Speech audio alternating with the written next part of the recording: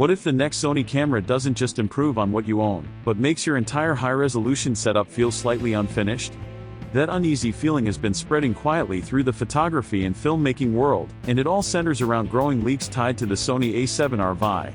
This doesn't sound like a routine update or a predictable spec bump. Instead, the information circulating suggests Sony may be preparing to redefine what a high-resolution mirrorless camera is meant to be. This isn't simply about more megapixels. It's about changing expectations around speed, usability, and hybrid performance at extreme resolution.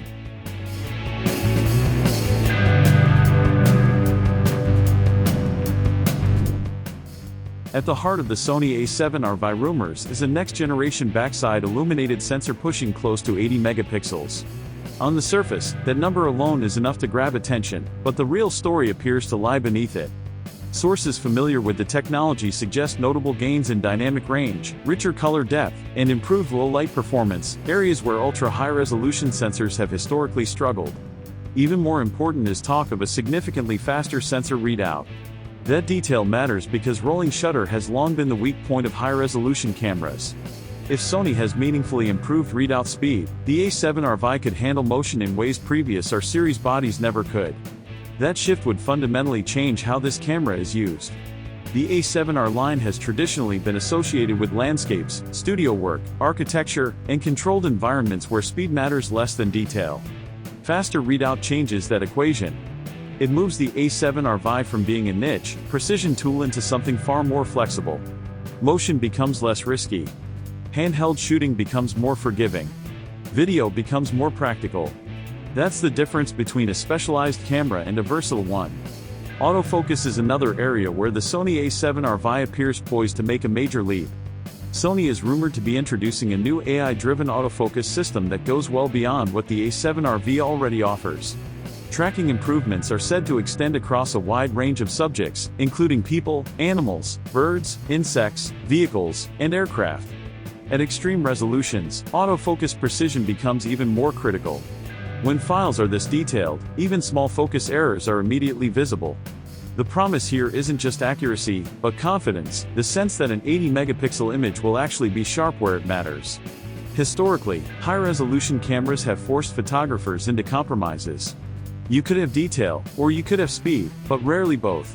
The Sony A7R VI appears to be Sony's attempt to erase that trade-off entirely.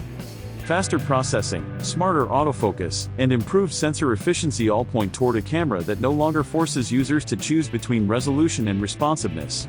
That alone would be a defining moment for the R series. Video performance is where the rumored changes feel especially significant.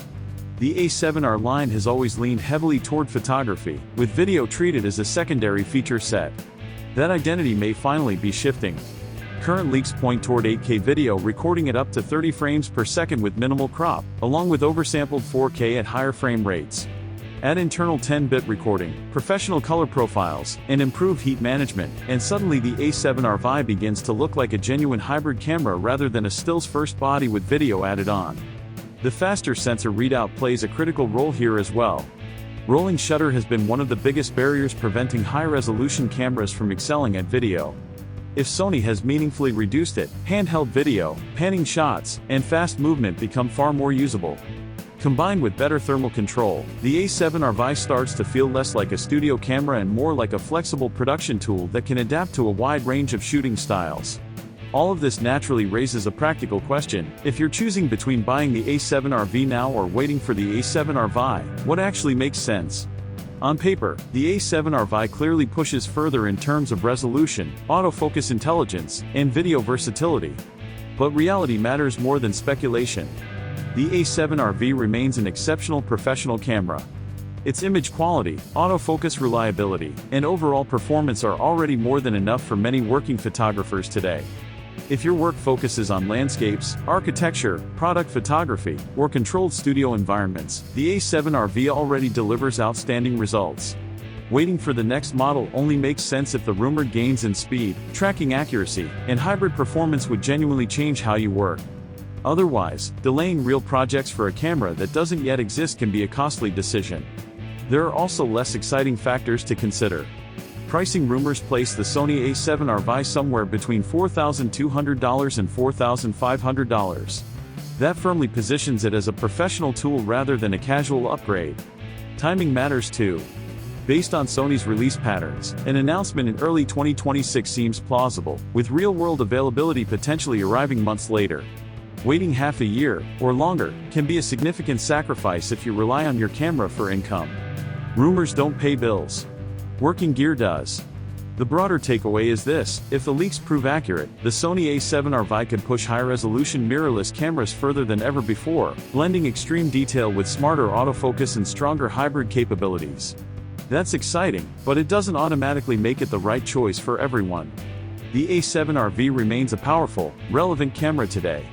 Whether waiting makes sense depends entirely on how much you value speed, flexibility, and next-generation performance. Now shift focus to a very different kind of Sony rumor, one that lives at the opposite end of the spectrum, the Sony A9 IV. To understand why this camera matters, you have to remember the moment that defined the original A9. It wasn't about megapixels. It was about trust. No blackout, no hesitation, no missed frames. The A9 earned its reputation by delivering speed without compromise. Then came the A9 III, Sony's first full-frame global shutter camera. Technologically, it was groundbreaking. Practically, it came with trade-offs.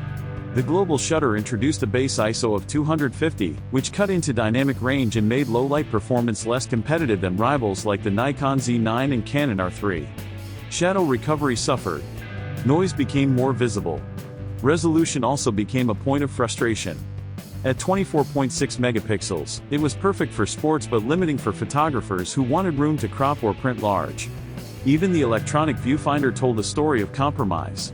While the 240Hz refresh rate was impressive, it came at the cost of resolution. Add slower CF Express Type A cards and a $6,000 price tag, and expectations skyrocketed. The A9 III wasn't a failure. It was a bold first step, proving that global shutter could exist in full-frame mirrorless. But it also showed how much refinement was still needed. That's where the rumored Sony A9 IV enters the conversation. If the leaks are accurate, Sony may be preparing a course correction. Instead of doubling down on extremes, the A9 IV is said to balance speed and image quality more carefully. Rumors point to a new stacked CMOS sensor in the 33 to 36 megapixel range. That resolution sweet spot would offer significantly more detail without sacrificing responsiveness. Ultimately, the Sony A9 IV isn't about chasing specs. It's about trust. Can it deliver every frame, every time, without compromise? The A9 III showed what's possible. The A9 IV could define what comes next. Whether you're drawn to the extreme resolution of the Sony A7R VI or the blistering speed of the A9 IV, one thing is clear: Sony isn't just refining its cameras. It's reshaping the boundaries of what mirrorless systems can be.